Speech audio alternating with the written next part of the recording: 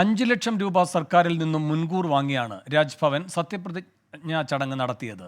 ഗവർണറുടെ additional chief secretary ആവശ്യപ്പെട്ടതനുസരിച്ചാണ് തുക അനുവദിച്ചത്. ചെലവിന്റെ കണക്ക് കാണിക്കണമെന്ന് പൊതുഭരണ വകുപ്പ് രാജ്ഭവനോടും ആവശ്യപ്പെട്ടു. വി എ ഗിരീഷ് തിരുവനന്തപുരത്ത് നിന്ന് കൂടുതൽ വിവരങ്ങളുമായി ചേരുന്നു. ഗിരീഷ്, ആദ്യം എന്തായിരുന്നു വി എൻ വാസവന്റെ വിമർശനം?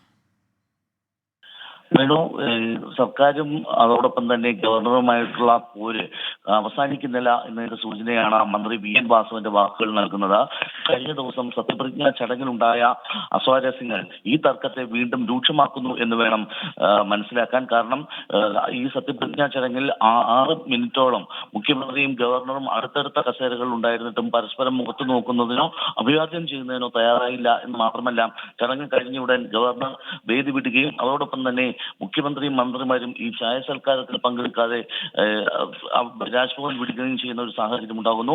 മുഖ്യമന്ത്രിയും ഗവർണറും തമ്മിലുള്ള തർക്കം അല്ലെങ്കിൽ സർക്കാരും തമ്മിലുള്ള തർക്കം കൂടുതൽ രൂക്ഷമാവുകയാണ്. കൂടുതൽ വിമർശനങ്ങൾ വരും ദിവസങ്ങളിൽ ഗവർണറുടെ ഭാഗത്തു നിന്നും അതോടൊപ്പം തന്നെ മന്ത്രിമാരുടെ ഭാഗത്തു നിന്നും ഉണ്ടാകും എന്നുള്ളതിന്റെ സൂചനകളും പുറത്തു വരുന്നുണ്ട്. കാരണം ഇന്ന് വൈകുന്നേരം ഗവർണർ ഡൽഹിയിലേക്ക് തിരിക്കുന്നു.